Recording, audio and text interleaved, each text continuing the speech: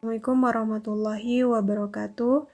Di video ini kakak akan menyajikan tentang pembahasan soal penalaran umum bagian 6. Hal yang harus adik-adik ingat selalu dalam menyelesaikan soal penalaran umum ini, adik-adik langsung baca soal, kemudian tetapkan poin penting pada setiap pilihan atau option, kemudian baca teks dengan menggunakan metode scanning atau skimming. Biasanya kalau untuk soal PU ini bisa kita selesaikan hanya dengan menggunakan metode scanning saja. Artinya adik-adik hanya fokus pada apa yang menjadi poin utama. Oke, kita langsung ke soal nomor 1. Nah, di soal nomor 1, di sini disajikan sebuah teks untuk nomor 1 sampai nomor 7. Ini teksnya lumayan panjang, 2 halaman. Jadi nanti kalau misalnya adik-adik menemukan teks yang panjang seperti ini, jangan panik dulu dan jangan males untuk melihat soal. Karena sekali lagi untuk penalaran umum, jawaban dari setiap pertanyaan itu pasti muncul di dalam teks.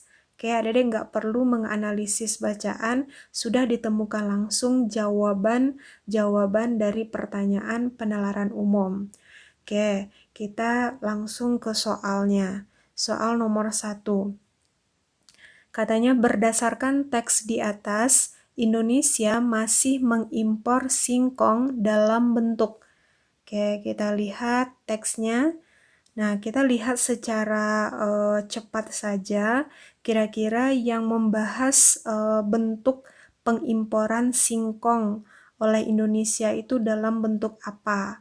Kita lihat di sini sebetulnya dalam diagram udah kebaca ya. Di sini kan ada 2 buah diagram nih, berarti secara otomatis ada 2 bentuk singkong yang diimpor oleh Indonesia, yaitu singkong padat dan singkong dalam bentuk pati. Nah, untuk meyakinkan lagi, ini juga dijelaskan dalam teks, yaitu di paragraf 2. Di kalimat terakhir paragraf 2. Katanya, dicermati lebih dalam, ternyata ada 2 bentuk singkong yang diimpor di Indonesia. Pertama, ada singkong bentuk kepingan kering. Itu dijelaskan dalam paragraf 3.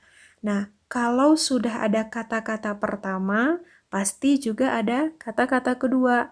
Kata kedua itu muncul di paragraf ketiga, kelima. Jadi katanya, kedua, produk turunan dari singkong yang masuk dalam golongan barang HS 110814 itu dalam bentuk pati, ubi, kayu. Jadi, bisa kita simpulkan ada 2 bentuk singkong yang diimpor oleh Indonesia. Jadi, ada kepingan kering atau singkong padatan dan ada pati, ubi, kayu atau pati singkong. Jadi jawaban untuk nomor 1 ini adalah yang B. Oke, lanjut kita ke soal nomor 2. Berdasarkan teks di atas, manakah pernyataan yang salah? Kita langsung ke option. Kita tetapkan poin-poin pentingnya dulu. Yang A, singkong merupakan salah satu bahan makanan yang penting di Indonesia. Kita lihat secara sekilas. Ada bahasan singkong merupakan salah satu bahan makanan yang penting di Indonesia? Ada, itu dijelaskan di kalimat pertama paragraf 1. Nih ya, singkong merupakan salah satu bahan makanan yang penting di Indonesia.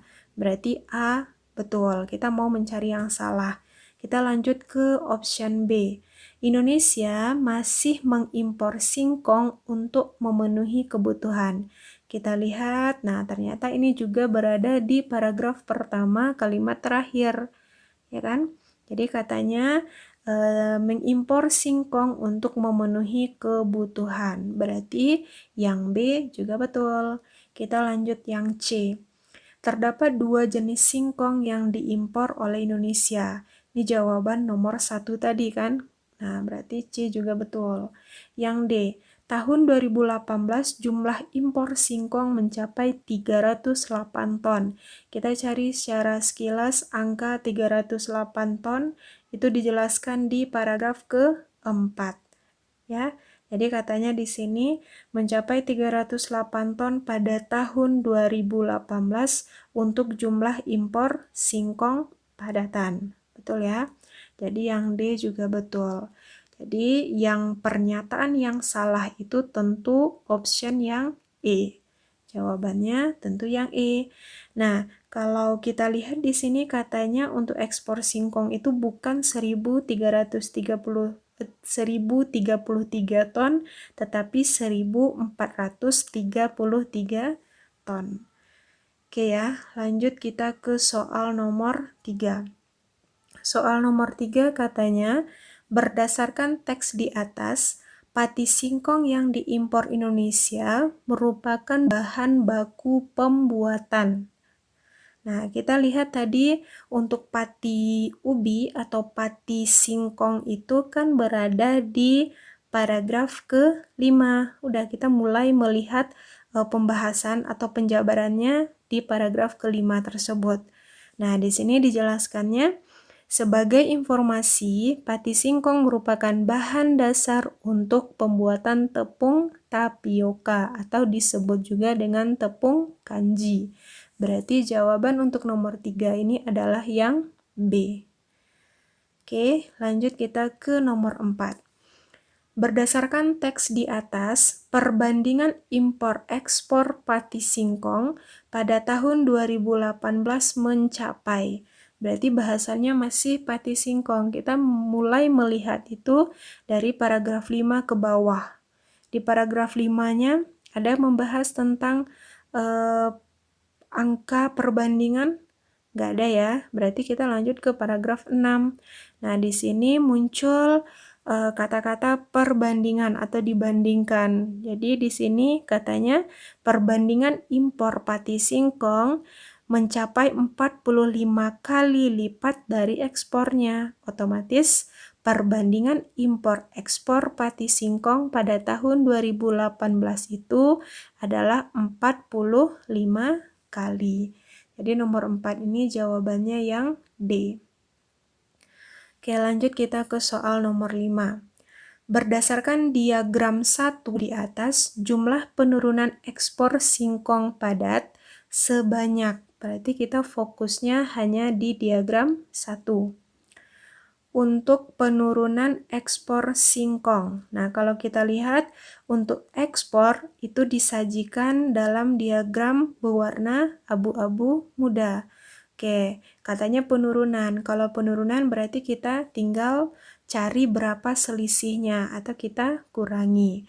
Nah, di sini kan di tahun 2009 sampai 2013 ekspor dari singkong padat ini 117.236, sedangkan di periode 2014 sampai 2018 26.561. Kita cari selisihnya dengan cara dikurangi, berarti jumlah penurunannya itu sebanyak 90.675 ton per tahun. Berarti nomor 5 ini jawabannya yang A. Oke, lanjut kita ke soal nomor 6. Berdasarkan diagram 1 di atas, berapa persen impor ekspor singkong padat pada periode 2014-2018? Berarti kita lihat lagi diagram 1 untuk persentase impor ekspor. Oke, kita fokusnya ke data 2014 sampai 2018. Nah, di sini kan katanya perbandingan impor. Berarti impor di atas, ekspor di bawah kita bagi, dan karena ditanya persen, berarti tinggal kita kali 100%. Saya, jadi 4070 dibagi 26.561 dikali 100%, berarti persentase singkong pada periode 2014 sampai 2018 itu 15,3%. Jadi jawaban untuk nomor 6 adalah yang C. Oke, lanjut kita soal nomor 7. Berdasarkan diagram 2 di atas, persentase kenaikan impor pati singkong pada periode 2014 sampai 2018 sebesar. Berarti kita fokus ke diagram 2. Nah, katanya persentase kenaikan impor pati singkong. Berarti kita fokus ke diagram impor, yaitu abu-abu tua, ya kan, yang gelap, abu-abu gelapnya. Nah, katanya persentase kenaikan, berarti kita lihat dulu berapa kenaikannya dari 2009 sampai 2013 ke 2014 sampai 2018.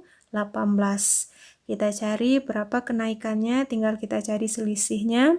Ternyata kenaikannya itu sebesar 135.421.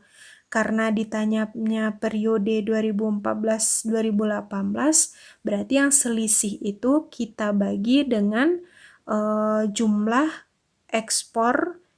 impor di tahun 2014 sampai 2018. Tinggal kita kali 100%. Bisa ya? Jadi nilai persentase kenaikan impor pati singkong itu tinggal dibagi 135.421 bagi 470.436 dikali 100%. Berarti persentasenya kita dapatkan 28,8%. Oke, jadi ini diusahakan untuk setiap latihan jangan menggunakan kalkulator, karena nanti pas adik-adik ujian tidak diperbolehkan menggunakan kalkulator. Oke ya, itu untuk soal nomor 7. Jadi sekali lagi kakak ingatkan, untuk teks yang disajikan dalam penalaran umum ini adik-adik nggak perlu membaca teks dulu, tapi adik-adik fokus ke soal, apa yang ditanyakan di soal. Oke, lanjut kita ke teks berikutnya. Ini teks untuk soal nomor 8 sampai nomor 13. Langsung ke soal nomor 8. Berdasarkan teks di atas, manakah pernyataan yang benar? Berarti kita lihat teksnya. Yang A, poin A langsung, sejumlah harga bahan makanan mengalami peningkatan sepanjang bulan April. Kita lihat teks ini secara sekilas. Ada yang menjelaskan tentang peningkatan bahan makanan di bulan April? Ada ya, tepatnya di paragraf ke-2. Ini dia.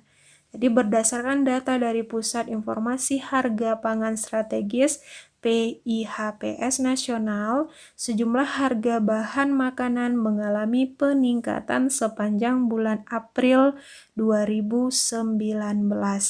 Udah, karena ditanya di nomor 8 ini pernyataan yang benar, otomatis jawabannya yang A. Jadi option B, C, D, dan E itu nggak perlu lagi adik-adik buktikan.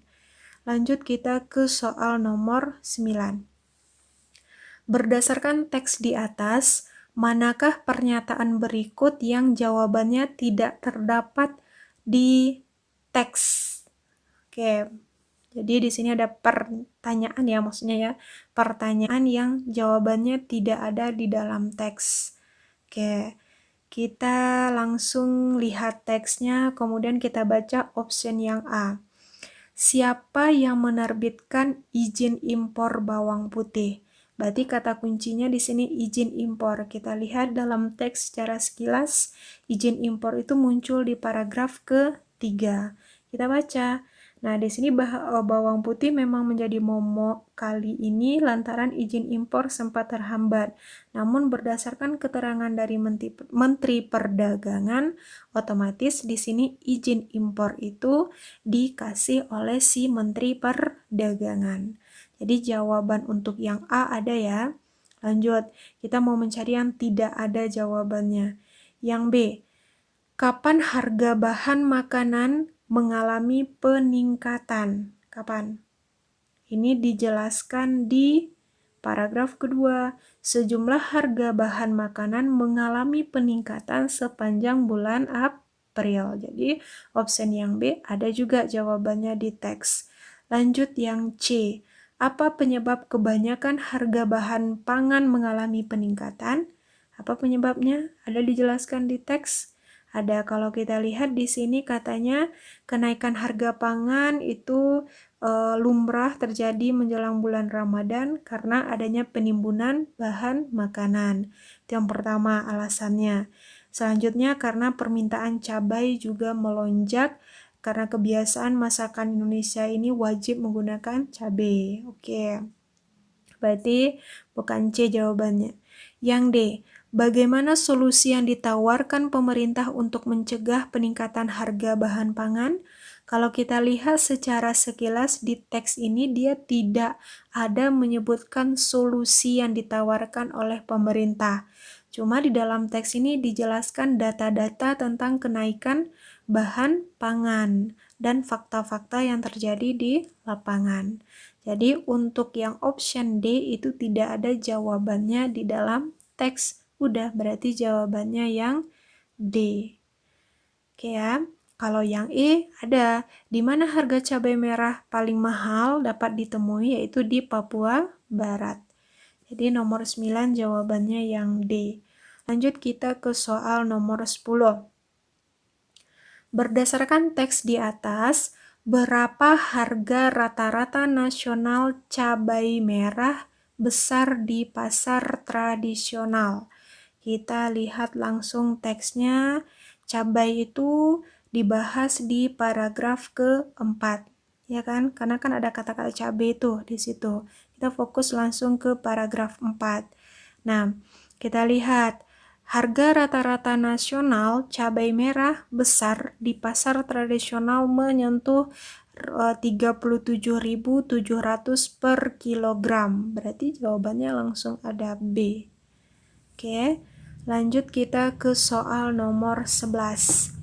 Berdasarkan teks di atas, bahan pangan yang mengalami penurunan harga adalah, kita langsung lihat teks.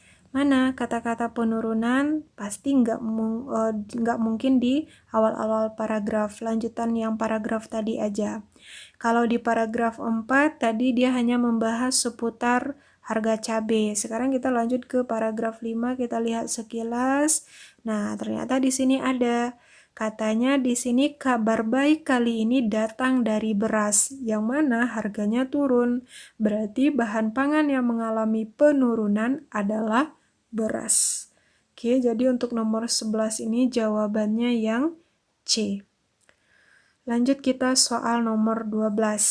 Berdasarkan grafik di atas, bahan pangan yang mengalami kenaikan harga sebesar 9%. Kita langsung ke grafik. Oke, kita lihat mana yang kenaikannya 9%. Oke, angka 9 berarti ditunjukkan oleh si bawang merah. Berarti jawaban untuk nomor 12 ini adalah yang B. Oke, lanjut kita nomor 13. Berdasarkan tabel data di atas, selisih harga cabai rawit hijau dan cabai rawit merah berapa? Berarti kita langsung lihat tabel. Nah, di sini cabai rawit hijau dan cabai rawit merah harganya masing-masing ada, ditanyanya selisih. Udah tinggal kita kurangi. Berapa nilai selisihnya? Tentu 44.700 dikurangi 37.350. Berarti selisihnya adalah 7.350. Jadi jawaban untuk nomor 13 ini adalah yang A. Bisa ya? Lanjut kita ke soal nomor 14. Jadi untuk soal nomor 14 sampai 15 ini tentang pola bilangan. Katanya di sini tentukan bilangan yang tepat pada kotak kosong. Kalau kita lihat di sini, di kotak 1 itu ada angka 144. 144 pasti Adik-adik ingatnya 12 kali 12. Kita cek aja. 3 tambah 4, 7. 7 tambah 5, 12. 12 dikuadratkan, 144. Udah, kita dapat polanya, dijumlahkan di semua segitiga, kemudian hasilnya dikuadratkan. Pola yang sama kita gunakan untuk yang di sebelah kanan, yang untuk mencari bagian yang kosong. Berarti 6 tambah 7 tambah 8, 21 dikuadratkan, 441. Berarti jawaban untuk nomor 14 ini adalah yang E. Lanjut soal nomor 15. Tentukan nilai R pada pola berikut. Nah, kalau kita lihat lagi di sini, untuk pola sebelah kiri, kita ada angka 27 di lingkaran. 27 itu kita dapatkan, kita lihat hubungannya. 8 dengan 5 kalau kita kurangi 3. 3 kali 3, 9. 9 kali 3, 27. Berarti polanya dapat 8 kurang 5, 3. 3 pangkat 3 itu 27. Dengan cara yang sama kita gunakan untuk mencari nilai R. Berarti 10 dikurang 6, 4. 4 pangkat 3 nilainya 64. Berarti jawaban untuk soal nomor 15 ini adalah yang D. Oke adik-adik, untuk pembahasan PU kali ini kita cukupkan sampai soal nomor 15. Tetap semangat, dan sekali lagi untuk soal PU ini dia nggak terlalu sulit dibandingkan dengan soal PBM ya. Kalau soal PBM untuk teks itu adik-adik mesti membacanya dengan metode skimming, artinya harus tahu apa isi keseluruhan dari teks itu.